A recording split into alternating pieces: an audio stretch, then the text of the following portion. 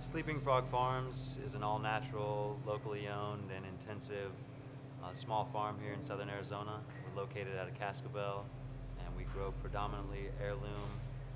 We focus on an all-natural food production with a permaculture style.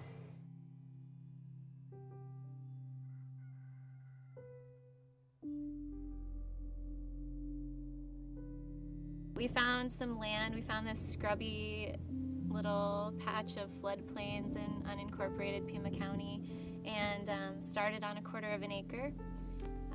Started really small, but started growing really intensively, so everything was super close together. We have about 105 CSA members right now, not including the co-op, who has done a CSA model with us too.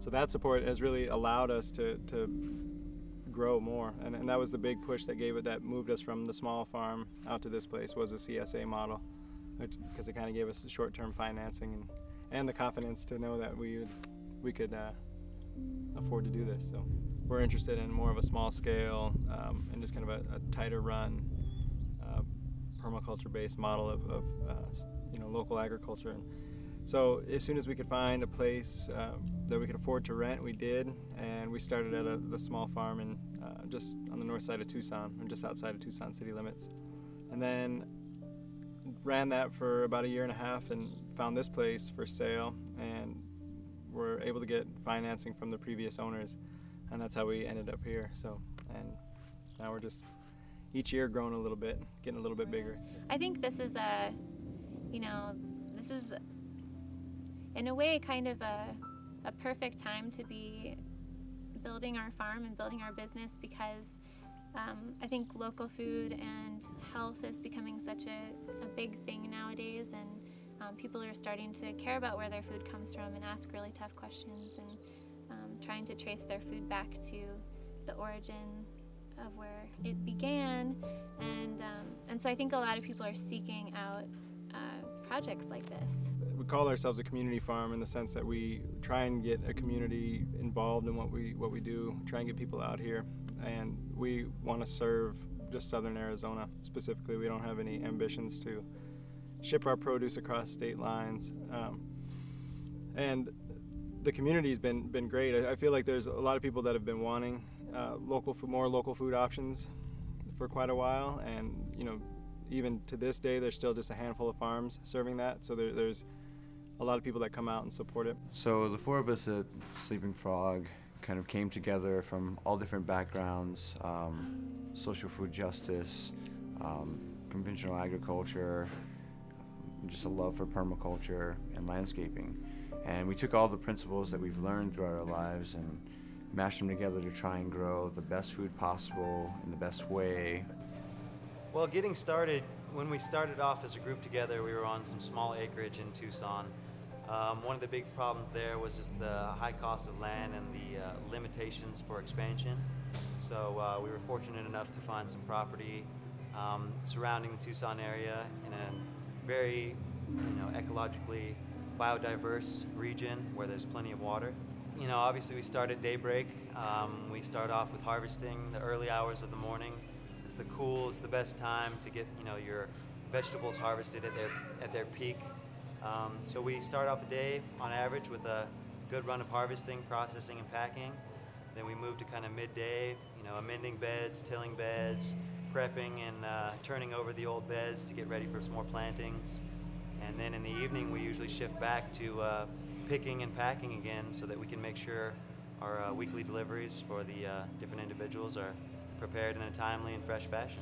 Some of the challenges that we faced, like year 1, year 2, were basically lack of funding, which different individuals, as far as like restaurants, the co-op, have basically believed in us, followed the CSA model, actually given us the money ahead of time to put the seeds in the ground, and the returns have been higher, but the real, push was, how do you do things the best possible way without being subsidized by the government, and that is community support. We're pretty much 4 kids with no credit and no savings accounts, and we're not trust fund kids.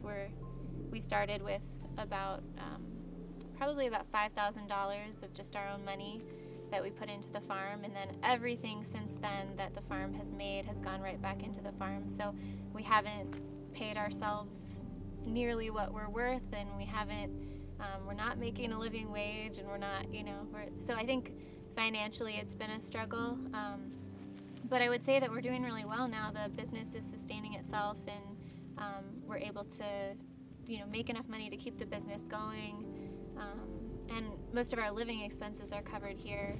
We're not paying rent or anything like that. So it's working out. For future farmers, I would say it's got to be a labor of love, and it's hard to really prepare anybody for what they're going to face. It's just money's always short, and the weather often seems like it's against you, and the wildlife seems like it's against you. So you just kind of have to keep the bigger picture in mind, and love what you're doing. And if for us, I feel like we're able to feel like it's some bit of a service that we can offer, is grow food and supply it to our community. So at the end of the day, we feel good even after a rough day. Our goal is to feed as many families and individuals in southern Arizona as we can, and we, at this point, because we have a 75-acre farm and a mortgage and customers and people that are relying on us, we don't really have the option to stop or to take a break or to give up or anything like that. So it's been an amazing experience. It's given me a whole new outlook on dedication and a commitment to a project. It far surpasses any collegiate commitment or anything of that kind, because it's mind, body, and soul.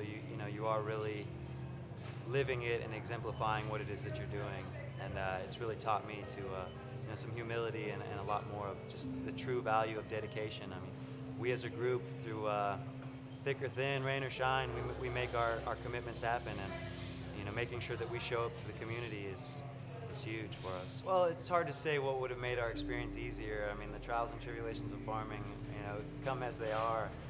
You'll have a great day followed by a really challenging and troublesome day.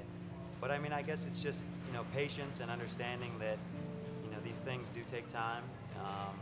There's going to be a lot of setbacks, but the rewards of farming, the abundance that you get in a good season, pays for all the trials and all the tribulations that has taken you to get there. Go out, if you're really interested in organic farming. There's no better way to learn if, first of all, it suits you, and second of all, like how to do particular things, but to get out and go into your community and find people that are doing what you want to do and learn from them. Networking, you can read all the books in the world, but until you kind of put that shovel in the soil and do it yourself, you never know the results.